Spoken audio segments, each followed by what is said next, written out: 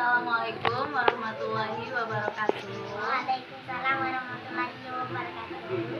Baiklah, di sini kakak akan menjelaskan tentang kisah Nabi, yaitu kisah Nabi Yusuf alaihissalam.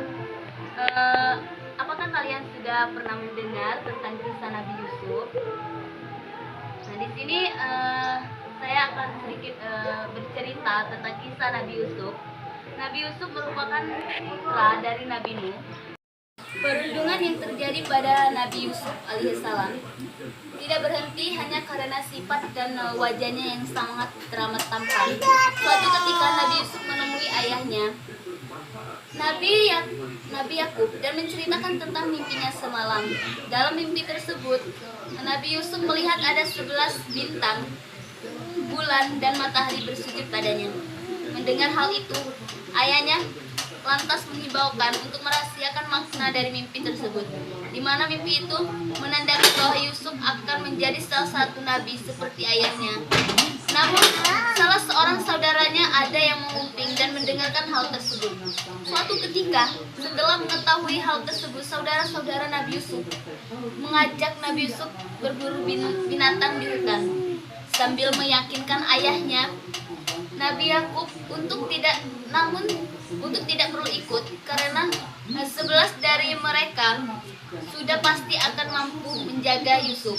Awalnya ragu, namun akhirnya dengan berat hati ayahnya mengizinkannya.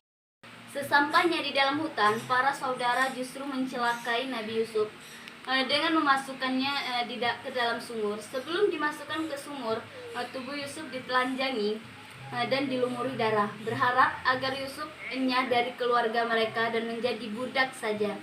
Sesampainya di rumah, para saudara memberitahukan Yakub bahwa Yusuf telah tewas dimakan serigala dengan membawa bukti baju berlumur darah yang mereka buat sendiri. Mengetahui ada keberadaan seseorang anak di sumur, seorang khalifah yang hendak mengambil air di dalam sumur lantas membawa Yusuf sebagai tawaran untuk segera dijual sebagai seorang budak.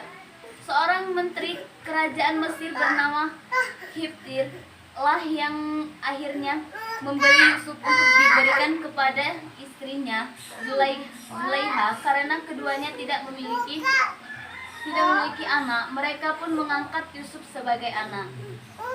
Yusuf tumbuh menjadi pemuda tampan dan cerdas di Mesir.